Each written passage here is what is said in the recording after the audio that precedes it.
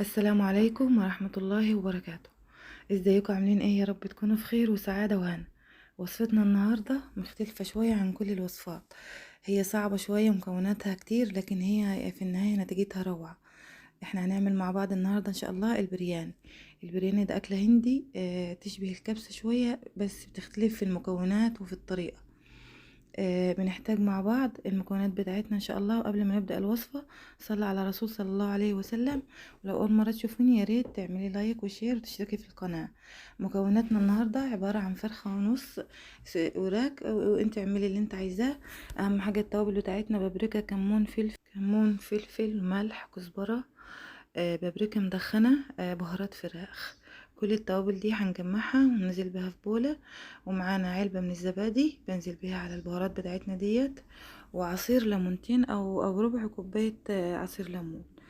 بتجمعي كل المكونات ديت واقلبها كويس مع بعضها. وانزل بالفراخ بتاعتنا فيها. التتبيلة دي تكون هي تتبيلة الفراخ، بحسبها حوالي تقريبا من ساعتين ل4 ساعات. حاولي بقى يا ست الحبايب كده.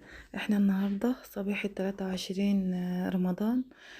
طبعا في العشر الأواخر، يعني كلنا بنتحرى ليلة القدر. يا رب يا رب يا رب يجعلنا من عتقائه في هذا الشهر الكريم، ويبلغنا ليلة القدر، ونكون كلنا من الفايزين بيها بإذن الله. فحاولي كده ان انتي من تعظيم شعائر الله ان احنا نعظم الليلة ديت. وتقومي كده في الليالي الوترية، حتى على الأقل لو مش كل يوم في الليالي العشر، يعني ان انت تقومي تغتسلي وتلبسي احلى لبس وتتعطري، وتمسكي سجادتك ومصحفك وخمارك، وتصلي وتتهجدي وتقرأي قرآن وتدعي وتعملي الحاجات الجميلة كلها. لان دي الكنز بتاعنا بتاع العشر ايام دول. فياريت كلنا نحاول ان احنا نغتنم الفرصة ديت وما نضيعهاش من ايدينا. يا عالم مين يعيش لرمضان الجاي عشان يعمل فيه. هنرجع للوصفة بتاعتنا. هنقطع بقى حوالي 4 بصلات كبار جوانح كده، ونشوحهم في معلقة في شوية زيت على سمنة في الحلة اللي هنعمل فيها البرياني. هناخد نص الكمية ديت. حاولي تطلعيه فاتح عن كده، لان انا سهيت عليه سنة اتغمق مني. بس المفروض هو ما اتحرقش، بس هو المفروض يكون فاتح سنة عن كده. بتاخدي نص الكمية وتسيبي النص التاني. بعد كده بنزل معلقة زنجبيل مفروم ومعلقة توم مفروم. دي أساسيات البرياني: الزنجبيل والثوم والنعناع والكزبرة الخضراء. بقلبهم بشوحهم شوية في الحلة مع البصل لحد ما ياخدوا لون أصفر كده. بعد كده بنزل عليهم بالفراخ بالخلط اللي احنا متبلينها لها 4 ساعات. قلبي بقى لما الزنجبيل والثوم ياخدوا لون اصفر كده. بنزل بالتوابل بتاعه الكبسه، اللي هي بهارات الكبسه العاديه، اللي هي الهيل والقرفه والليمون وورق اللورا. بشوحهم برضو هما كمان شويه كده. هي طبعا المفروض كان الماده الدهنيه تكون زياده عن كده شويه. بس بحط لها انا بعد كده على وش الحله يعني. انزلي بقى بالفراخ بتاعتك اللي متبله معاكي ليها 4 ساعات ديت، او حتى لو ليله كامله يكون افضل. قلبيها وشوحيها كويس مع البصل. وسيبيها لحد ما ما تغلي غلوه كده، يعني تستوي 3/4 سوا.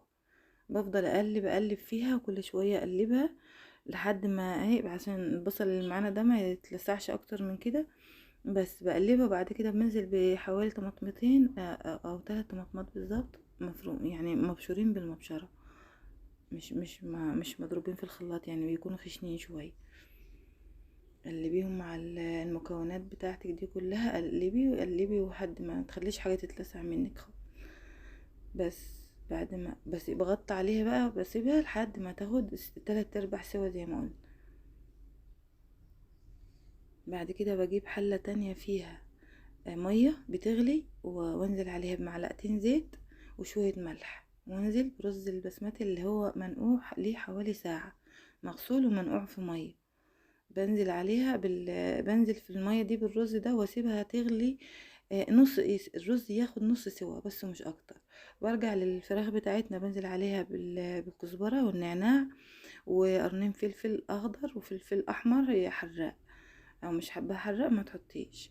بس الرز بتاعنا بعد ما اخد نص سوا بصفيه بمصفى كده واضيفه المين للفراخ. انا كنت بصور برضو بنفسي واعمل، فالموضوع بيكون صعب شويه لما الواحد بيكون بيصور وبيطبخ.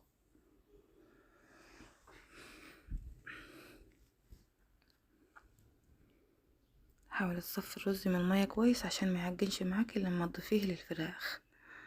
صفيه كويس جدا جدا يعني، بس انا عشان كنت بصور وبصفي واشتغل بايد وبصور بايد، العملية كانت صعبة معايا شوية. بس اهم حاجة تصفيه من المية كويس عشان يفضل مفرفر كده، وكل حبة بحبتها وما يعجنش منك، لان الفراخ فيها الصوص بتاعها. بس برش كمية البصل اللي انا كنت شلتها من الاول مع الكزبرة والنعناع، وبنزل عليهم بلون. لوني بها فيه ممكن تحطي لون اصفر، او لو عندك زعفران حطي، او لو لون الفوشيا يعني انت لونها باللون اللي تحبيه. بس وسيبها لحد ما تتشرب وتلاقي الرز استوى والفراخ بتاعتنا استوت.